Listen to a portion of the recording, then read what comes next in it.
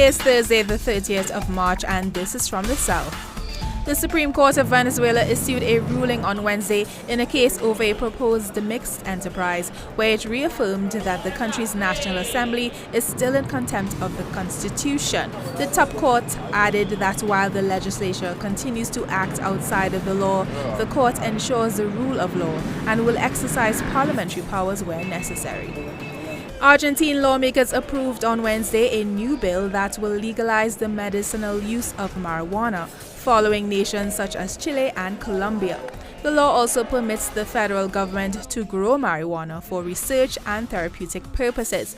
The measure received popular support after stories of minors suffering from chronic epilepsy that could be aided with medicinal cannabis were made public. The Brazilian government announced on Wednesday a larger than expected spending freeze while opting for smaller tax breaks to meet its fiscal deficit goal. The country's finance minister said the government will freeze over $13 billion in spending as tax revenues continue to disappoint. The Brazilian economy is slowly emerging from its worst recession in a century. 10 decomposing bodies were found dumped near to train track state borderlines Colima and Hasco in Mexico.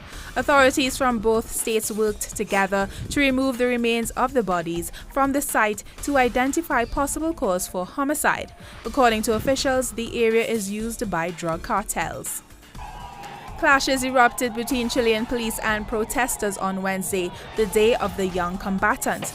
Protest action takes place annually in remembrance of two Marxist brothers who were killed in 1985. They were killed in a demonstration against the Augusto Pinochet dictatorship.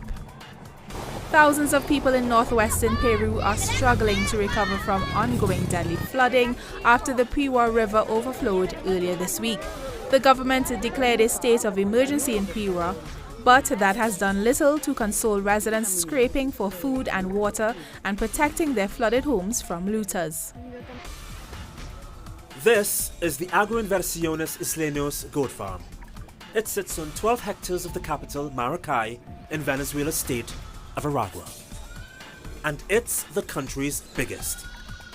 I'm the one who attends the farm's need, basically food, food for the goats, water, and everything that has to do with human resources here at our enterprise. Susana Antonorsi runs this farm at her father's side, and together they commandeer a 30-plus team of experts that are responsible for some 4% of Venezuela's market for live, reproductive, and classified animals. Yes, we have a bit over 1,000 goats. They're all different ages, so we have a few that are really little, just born. Here we have the ones that are in growth, the ones that are producing. We have about 200 goats right now that produce milk. Each one can give us a bit over 1 liter or so. And with that, we have a bit over 700 liters of milk produced each week in Agroinversiones Los Isleños. It's a big number in a small market, but they do get some assistance from the government's social programs.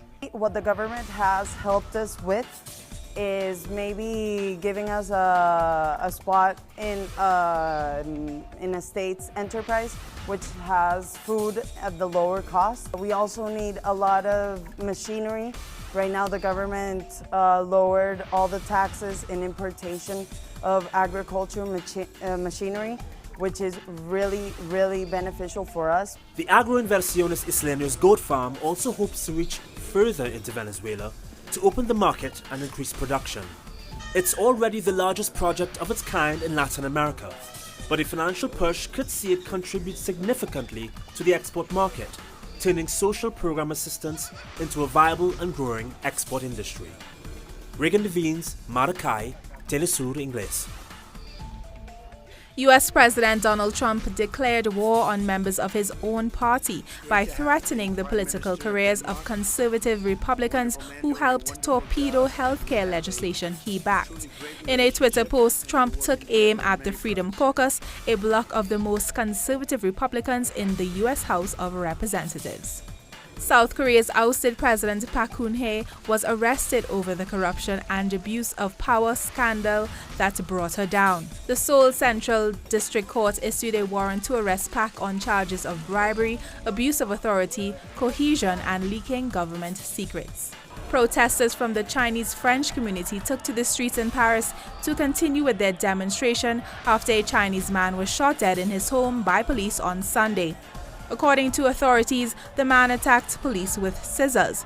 But according to some media reports, the man's family denied this and said he was holding scissors because he had been cutting fish.